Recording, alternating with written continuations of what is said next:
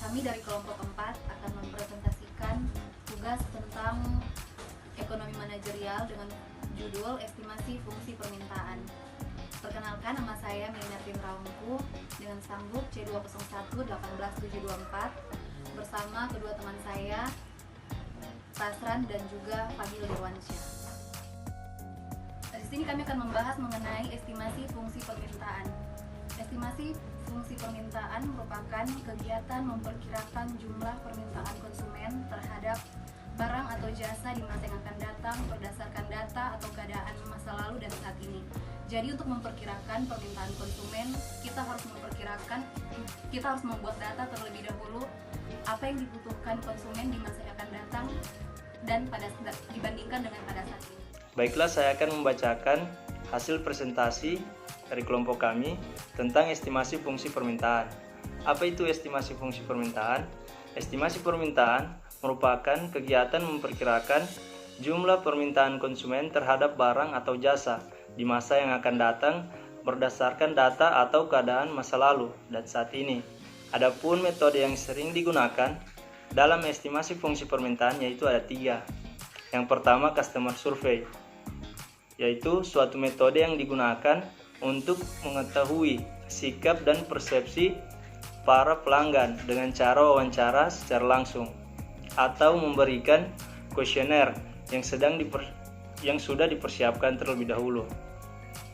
Kelemahan dari metode ini antara lain yaitu biaya relatif mahal dan hasil survei tidak realistik karena konsumen tidak memberikan jawaban yang akurat. Yang kedua, yaitu metode observasi, yaitu suatu metode yang digunakan untuk mengetahui perilaku konsumen atau pelanggan dengan cara pengamatan yang dilakukan oleh salesman yang ditugaskan oleh manajer perusahaan.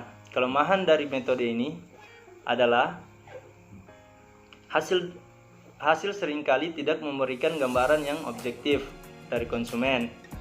Yang ketiga, yaitu metode market experiment, suatu cara untuk membuat estimasi permintaan dengan melakukan uji coba pada segmen pasar tertentu. Uji coba ini dilakukan dengan memberikan perlakuan tertentu terhadap faktor-faktor yang mempengaruhi permintaan. Dan juga metode estimasi fungsi permintaan ini dibagi menjadi 2, yaitu metode tidak langsung dan metode langsung. Adapun metode langsung adalah metode yang langsung melibatkan konsumen, misalnya melalui wawancara dan survei pasar, simulasi dan eksperimen pasar terkendali. Wawancara dan survei. Metode penaksiran permintaan secara langsung adalah dengan cara mewawancarai para pembeli atau pembeli potensial mengenai beberapa kenaikan atau penurunan jumlah produk yang mereka beli. Jika harganya berubah dalam pelaksanaannya, pendekatan ini menghadapi banyak kesulitan, yaitu kecakapan random, bias pewawancara, adanya kesenjangan antara niat dan tindakan. Yang kedua, pasar simulasi. Alat lain untuk mengetahui respon konsumen terhadap perubahan harga atau kegiatan promosi adalah dengan cara membuat suatu pasar simulasi dan mengamati perilaku konsumen. Eksperimen pasar secara langsung ini melibatkan orang-orang yang benar-benar berada di dalam situasi pasar sebenarnya, yang membelanjakan uangnya untuk barang dan jasa yang mereka inginkan. Dan metode tidak langsung yaitu adalah metode yang dilakukan berdasarkan data yang telah dikumpulkan dan kemudian dilakukan upaya-upaya untuk menemukan hubungan-hubungan statistik antara variabel dependen dengan independen. Baiklah, itulah tadi sedikit pembahasan dari saya tentang estimasi fungsi permintaan. Assalamualaikum warahmatullahi wabarakatuh. Ini saya akan menjelaskan tentang metode estimasi fungsi permintaan. yaitu ada dua metode langsung dan metode tidak langsung.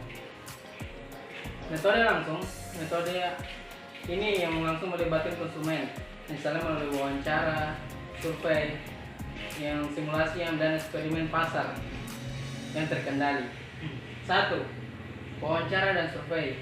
Metode penafsiran permintaan secara langsung adalah dengan cara mewawancarai para pembeli atau pembeli potensial mengenai beberapa kenaikan maupun penurunan jumlah produk yang mereka beli. Jika harganya berubah, dalam pelaksanaan pendekatan ini menghadapi banyak kesulitan seperti kecakapan, pewawancaraan, dan adanya kesenjangan antara niat dan tindakan. Seperti kita melihat satu pasar kan, kita survei ke sana, kita bertemu sama penjual atau pembeli dan kita bercakap-cakap menanyakan bagaimana atau kondisi naik dan turunnya harga barang dalam suatu produk. Oke, kedua, pasar simulasi. Alat ini yang untuk mengetahui respon konsumen terhadap perubahan harga atau kegiatan promosi adalah dengan cara membuat suatu pasar simulasi atau buatan dan mengamati perilaku konsumen. Yang ketiga, eksperimen pasar secara langsung. Jadi kita langsung turun ke pasar-pasar untuk melihat dan melakukan eksperimen sosial kepada pembeli. Dan ini melibatkan orang-orang yang benar-benar berada di situasi pasar tersebut, sebenarnya yang membelanjakan uangnya untuk barang dan jasa yang diinginkan. Oke, kita berpindah ke metode yang tidak langsung. Ya, metode yang tidak langsung ini adalah metode yang dilakukan berdasarkan data yang telah dikumpulkan dan kemudian dilakukan upaya-upaya untuk menemukan hubungan-hubungan statistik antara variabel dependen dengan independen. Oke, thank you. Assalamualaikum warahmatullahi wabarakatuh.